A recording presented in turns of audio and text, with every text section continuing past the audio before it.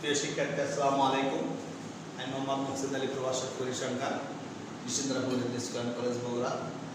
আজ আমি নিয়ে এসেছি মনোবিজ্ঞান প্রথম পত্র। তোমরা হয়তো শুনে অবাক হচ্ছে যে মনোবিজ্ঞান পড়াবেন স্যার।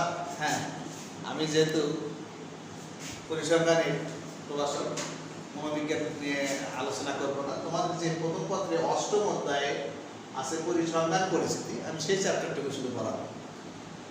তো এই চ্যাপ্টারে যা কিছু আছে দেখো, পরিসংখ্যান কি সে সম্পর্কে ধারণা আছে, মনোবিজ্ঞানে পরিসংখ্যান প্রয়োজনীয়তা কি সেটা আছে, উপাত্ত আছে এবং উপাত্তের শ্রেণীবিভাগ আছে, আর পৌনঃপুন্যের বন্টন ও বন্টন সারণী তৈরির ধাপ, আর অবিন্যস্ত উপাত্তের সমূহকে পৌনঃপুন্যের বন্টন সারণীর মাধ্যমে বিন্যস্ত করো। আমি এইটুকু কাজ করাবো। এই অধ্যায়ে আরেকটা অংশ আছে, কি কেন্দ্রীয় প্রবণতা পরিমাপ বা কেন্দ্রীয় প্রবণতা পরিচিতি। ওটা হয়তো আরও একদিন ক্লাসে নিব। আমরা আসি পরিসংখ্যান কি। তোমরা যারা এই চ্যাপ্টার আজও খোলনি তাদের উদ্দেশ্যে বলি, পরিসংখ্যান হলো সেই বিজ্ঞান যেখানে সংখ্যা বিষয়ক তথ্য সংগ্রহ করার পরে উপস্থাপন, বিশ্লেষণ করে ব্যাখ্যা প্রদান করে। আর তোমাদের এখানে আরও অনেকক্ষণ পরিসংখ্যানবিদের সংজ্ঞা দেওয়া আছে। সেখানে বলছে যে সংখ্যাত্মক তথ্যের বিন্যস্তকরণ, ব্যাখ্যার মাধ্যমে উপস্থাপন বলা আছে। তোমার সংজ্ঞাগুলো দেখে নিবে। তারপরে আসছে মনোবিজ্ঞানের প্রয়োজনীয়তা। আচ্ছা, তাহলে আমরা বলছিলাম যে মনোবিজ্ঞানী পরিসংখ্যানের প্রয়োজনীয়তা বা গুরুত্ব কি, ব্যবহার কি। তোমরা মনে করো যে মনোবিজ্ঞান নিয়ে আলোচনা করো, মনোবিজ্ঞানের বিভিন্ন ব্যবহারিক দেখেছো, সেখানে যে সকল পদ্ধতি তোমরা প্রয়োগ করো সেখানে অবশ্যই কিছু সংখ্যাত্মক উপাত্ত সংগ্রহ করো। সেই উপাত্তগুলো যখন বিশ্লেষণ করো তখন যোগ বিয়োগ করতে হয়, গুণ ভাগ, কারণ এখান থেকে গড় বার করতে হয়, তাই না? ইত্যাদি কাজ কিন্তু এই পরিসংখ্যানই করে দিলেন। এই জন্য অবশ্যই মনোবিজ্ঞানী পরিসংখ্যানের প্রয়োজনীয়তা আছে। মনে করো যে কোনো একটা প্রতিষ্ঠানে কর্মচারীদের যে বেতন ভাতাগুলো আছে, সেই বেতন ভাতা পার্থক্যের কারণে কর্মচারীদের মধ্যে যে কাজকর্মের যে মনোযোগ বা কাজকর্ম করার নিষ্ঠা, অথবা তারা কতটুকু আত্মতুষ্টি, মনোদিক তারা কতটুকু কি সন্তুষ্ট, সেটা যাচাই করতে হলে অবশ্যই পরিসংখ্যানের সাহায্য নিতে হয়। তোমরা বইতে আসো, তোমরা ব্যাপার করে নেবা। তবে এই বিষয়গুলো অবশ্যই মনোবিজ্ঞানী পরিসংখ্যান লাগে, পরীক্ষণ পদ্ধতি পরিপূরণ করতে লাগে, সুনির্দিষ্ট নিখুঁত বর্ণনা ক্ষেত্রে তোমার পরিসংখ্যান লাগে, বিজ্ঞানসম্মত পদ্ধতিতে পরিসংখ্যান লাগে, আর পরীক্ষাগত তথ্যগুলি সংক্ষিপ্তকরণ পরিসংখ্যান লাগে। এরকম আমরা পৌনঃপুন্যের যে বন্টন আছে সেটা দেখালে বুঝতে পারবে যে সংযুক্ত করা যায় কীভাবে। মানে অনেকগুলো তথ্য তুমি জোগাড় করলে, সংগ্রহ করলে, সেই সংগ্রহকৃত তথ্যগুলো যদি এলোমেলো থাকে তুমি তো তা সবার সামনে উপস্থাপন করতে পারবে না। সুন্দরভাবে যদি উপস্থাপন করা যায় গ্রামের মাধ্যমে হোক আর শখের মাধ্যমে হোক, তাহলে মানুষ কিন্তু সে তথ্য সম্পর্কে সহজে ধারণা লাভ করতে পারবে। তাই বলি, যে শাখাতে যাবে বিজ্ঞানের, সেই শাখাকে পরিসংখ্যানের ব্যাপক প্রয়োগ উপলব্ধি করা যায়। যেন জেনেটিক্স বিজ্ঞানী পরিসংখ্যান জ্ঞান ছাড়া জেনেটিক করা যায় না। তোমরা আরো পড়লে বিস্তারিত জানতে পারবে। পরিসংখ্যান বলা আছে যে বিজ্ঞানী এমন কোনো শাখা নাই যেখানে পরিসংখ্যানের প্রয়োগ নাই। পরিসংখ্যানকে বলা হয় যে বিজ্ঞানের লবণ। যেমন কোনো কিছু লবণ ছাড়া স্বাদ হয় না, খাওয়া যায় না, সেরকমই পরিসংখ্যান ছাড়া কোনো বিজ্ঞান সম্ভব নয়। অতএব পরিসংখ্যানের গুরুত্ব সকল বিষয়ে আছে, সেরকম মনোবিজ্ঞানেও এর গুরুত্ব ব্যাপক আছে বলে আমি মনে করি। তোমরা পড়লে বুঝতে পারো। আমার পরের অংশ ছিল উপাত্ত। এখানে যে তথ্য বললে, তথ্যর আরেকটা নাম উপাত্ত, ইংরেজিতে বলে ডাটা। ডাটা বলা হয়। সেই উপাত্তটা কি আর শ্রেণীবিন্যাসটা কি? উপাত্ত বা তথ্য, ইংরেজি বলে ডাটা। তথ্য কথাটা ব্যবহার করা হয় না এই যে তথ্য প্রযুক্তি আছে একটা কথা, সেখানে তোমার এই তথ্যের ক্ষেত্রে ইনফরমেশন ব্যবহার করে আইসিটির ক্ষেত্রে। আর আমাদের যে তত্ত্বটা এখন ডাটা বা উপাত্ত হিসেবে ব্যবহার হচ্ছে যাতে দুই তত্ত্ব আপনাতে মিক্স না হয়। আমরা বলি যে কোনো বিষয়ে সমস্যা, যে কোনো বিষয়ে সমস্যা সমাধানের জন্য সেই বিষয় সম্পর্কিত কিছু জ্ঞান বা ধারণা অর্জন করতে হয়। সেই জ্ঞান বা ধারণা বা যে কোনো ঘটনার তুমি যেমন বর্ণনা দেবে, সেই বর্ণনা দুই রকমের হতে পারে। একটা গুণবাচক, একটা সংজ্ঞাবাচক। গুণবাচক বলতে কি, একটা ঘটনা তোমার সামনে ঘটলো, তুমি বললে যে আজ বিকেল 5টার থেকে একটা মোটরসাইকেল একটা গাবারখানের সঙ্গে মুখোমুখি সংঘর্ষে 2 জন আহত, 1 জন নিহত এবং দুর্ঘটনা ছিল মারাত্মক এবং অনেক রক্তপাত ঘটে। তাহলে এখানে যে তথ্যটা তুমি দিলে বা যে বর্ণনাটা দিলে এই ঘটনা, এই বর্ণনার ক্ষেত্রে দুই রকম তথ্য পাওয়া যায়। একটা বললে তুমি ঘটনাটা মারাত্মক রকমের দুর্ঘটনা, মারাত্মক বা খুব বেশি রকমের ঘটনা দুর্ঘটনা এখানে সংখ্যায় প্রকাশ করা। আর যখন বলবে যে আপনার সংখ্যা দিলে যে এখানে 2 জন আহত, 1 জন নিহত, এটা একটা সংখ্যায় প্রকাশ করেছে। এই 2, 1 এই যে ঘটনা কি সংখ্যার সাহায্যে প্রকাশ করো, সেটাই হবে তত্ত্ব বা উপাত্ত। তুমি যে কোনো গবেষণা করো, গবেষণার কাঁচামালকে বলা হয় উপাত্ত। গবেষণার কাঁচামালটাই হলো উপাত্ত। হ্যাঁ, আর একটা উদাহরণ দেখো, যেমন একটা প্রতিষ্ঠানে 50 জন কর্মচারী রয়েছে। 50 জন কর্মচারীর যদি বয়স দেখি, তো বয়স 50 জনের 50 রকম এবং সে সঙ্গে প্রকাশ করা যাচ্ছে 20 বছর, 22 বছর, 18 বছর, 40 বছর, 30 বছর, 35 বছর। আর যখন তাদের মেধা বলি, তখন বলবে যে কেউ দক্ষ, কেউ অদক্ষ, কেউ চলনসই, হ্যাঁ, এরকম। তাহলে দুই রকম তথ্য পাওয়া গেল। অথবা তাদের যদি বলি ধর্ম, ধর্ম হলে বলবে হিন্দু অথবা মুসলমান, কিন্তু যখন তাদের বয়স বলে সংখ্যায় পাওয়া যাবে, আর যখন ধর্ম বলবে তখন হিন্দু আর মুসলমান, তখন হবে গুণবাচক। তাহলে উপাত্তটা সেটাই হবে যেটা গুণবাচক না, যেটা হবে যে কোনো ঘটনার সংখ্যাত্মক বর্ণনা হলো উপাত্ত। উপাত্ত দুই প্রকারভেদ, বিভিন্ন রকমের প্রকারভেদ আছে। ইতিমধ্যে কিন্তু একটা প্রকারভেদ বলছি যে তথ্যের বৈশিষ্ট্য অনুযায়ী দুই প্রকার, একটা গুণবাচক, একটা পরিমাণবাচক। গুণবাচক তথ্য কাকে বলে? যে তথ্য সংখ্যায় প্রকাশ করা যায়, শুধু গুণ বা বৈশিষ্ট্য ভিত্তিতে পরিমাপ করা, সেটা হচ্ছে গুণবাচক উপাত্ত। আর যারা সংখ্যায় প্রকাশ করা যায় সে সংখ্যাবাচক উপাত্ত। আর সংখ্যার উপর ভিত্তি করে দুই রকম হয়। একটা তোমাকে বলতে লাগছে গৌণ, আমরা বলি প্রাথমিক তত্ত্ব। আর একটা বলেছে মুখ্য, তাকে বলে আমরা বলি মুখ্যটা হচ্ছে প্রাথমিক আর গৌণটা হলো মাধ্যমিক। প্রথম পর্যায়ে অনুসন্ধান ক্ষেত্রে সরাসরি যে তথ্য সংগ্রহ করা হয় সেটা হচ্ছে গৌণ, মুখ্য বা প্রাথমিক উপাত্ত। আর 2 নম্বর হলো গৌণ বা মাধ্যমিক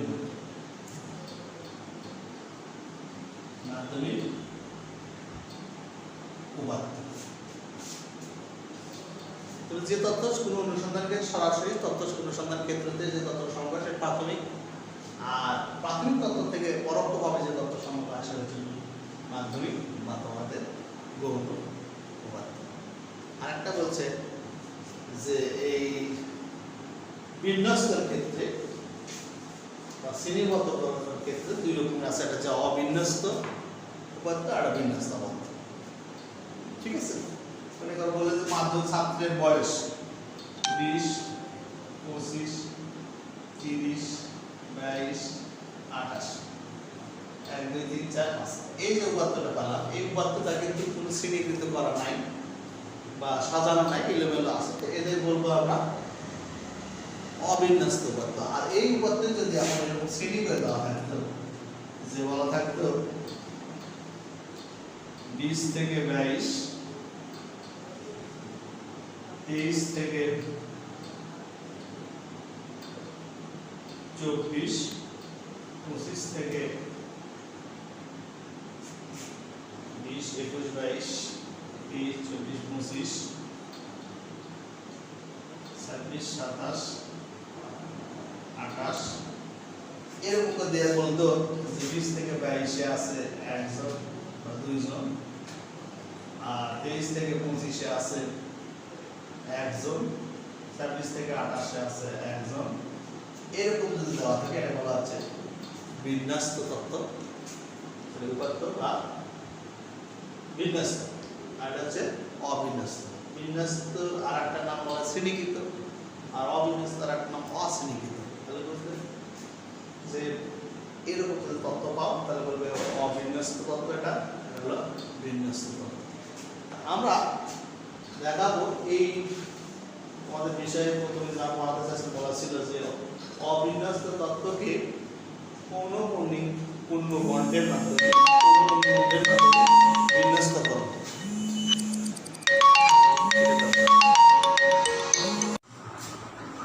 এরপর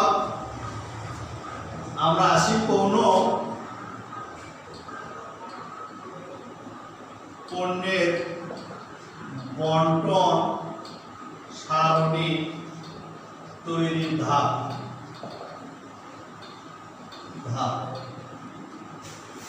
প্রথমে বলতেছে যে পরিসর নির্ণয়। প্রথম ধাপটা হলো কি?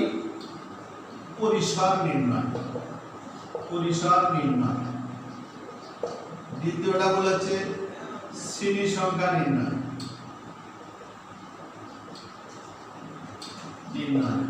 তৃতীয় নম্বর শ্রেণী ব্যাপ্তি ব্যবধান লেখা আছে, তোমাদের বই শ্রেণী ব্যবধান নির্ণয়। 4 নম্বরটা আছে ট্যালি চিহ্ন নির্ণয়। আর 5 নম্বর ট্যালি গণনা করে ট্যালির সংখ্যা নির্ণয়। ট্যালির সংখ্যা নির্ণয় যাকে বলবো আমরা পূর্ণ নির্ণয়। পূর্ণের সংখ্যা নির্ণয়। আমি বলি যেহেতু বইতে আছে একটু তাদের বলে দিই। পরিসর টপিকে যখন যে তথ্যটা তোমার সামনে দেওয়া থাকবে সেই তথ্যের মধ্যে সর্বোচ্চ এবং সর্বনিম্ন তথ্যের বিয়োগফল তাহলে পরিসর। সূত্রটা হলো কি?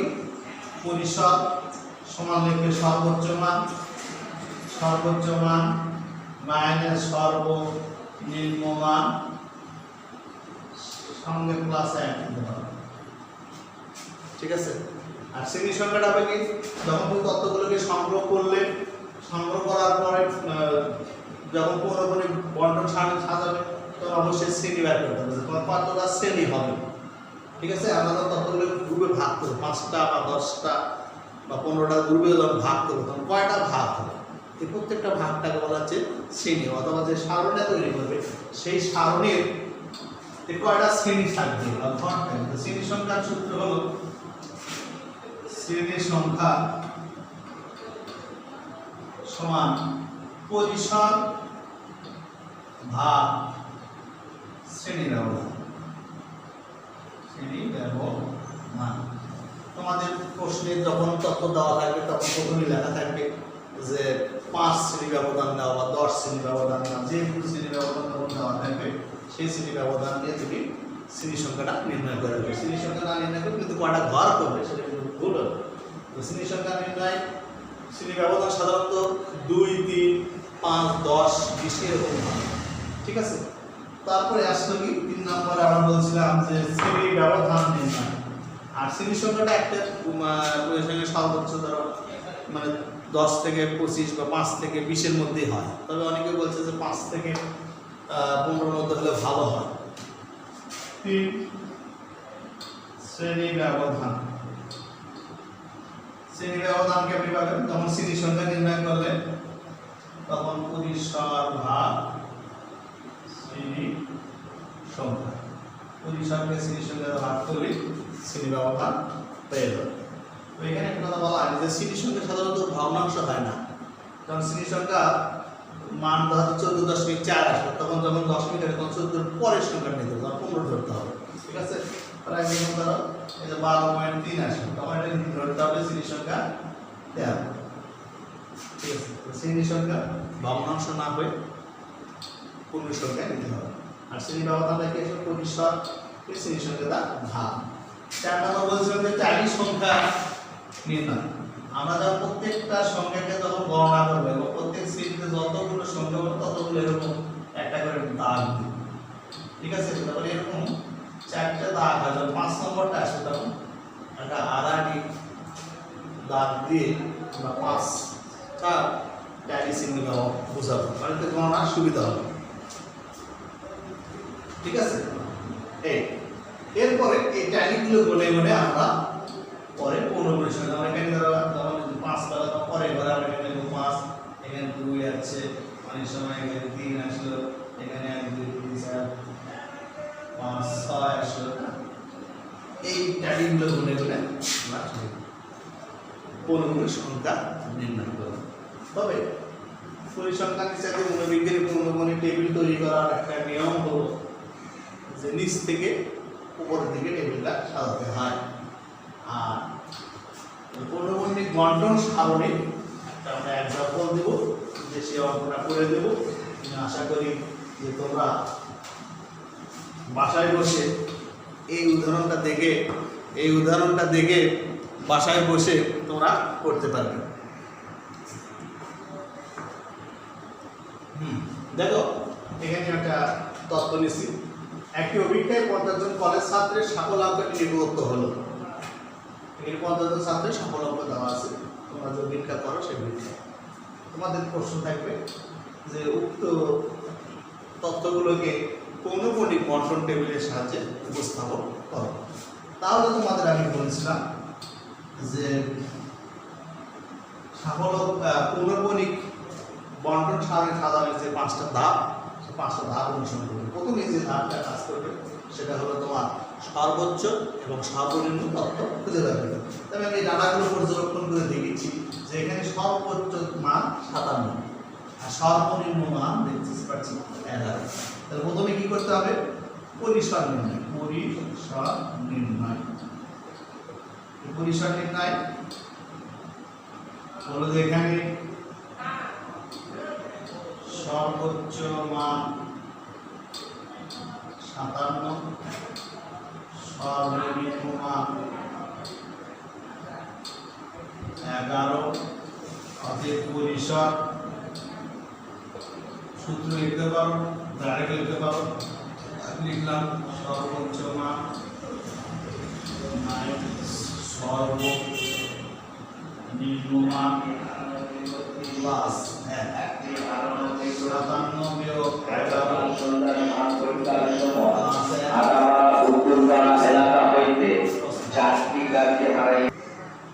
আচ্ছা, তাহলে আমরা 57 মাইনাস 11 প্লাস 1 করলে 46 প্লাস 1 মানে 47। তাহলে আমরা শ্রেণীর সংখ্যা নির্ণয় করব। তবে এখানে ধরে নিই যে ধরি শ্রেণীর ব্যবধান, তোমার ইচ্ছে মতো ধরে নিতে পারো ব্যবধান, অথবা প্রশ্ন দেওয়া থাকতে পারে ব্যবধান সমান 5। তাহলে শ্রেণী সংখ্যা আমার আসবে কি পরিসর ভাগ শ্রেণী ব্যবধান, তার মানে 47 ভাগ 5, 5 9 45, 5 2 16 20, 4 5 9.4 বা আমরা কত লিখব তাহলে 10। শ্রেণী সংখ্যা 10। তার মানে বলবো নিম্নে 10 শ্রেণী ব্যবধান নিয়ে একটা পৌনঃপুনিক বন্টন সারণী তৈরি করা হবে। তাহলে 10 শ্রেণী ব্যবধান যদি নিয়ে আমরা নিচে লেখার একটা লাগবে নিম্নে 5 শ্রেণী ব্যবধান ধরে একটি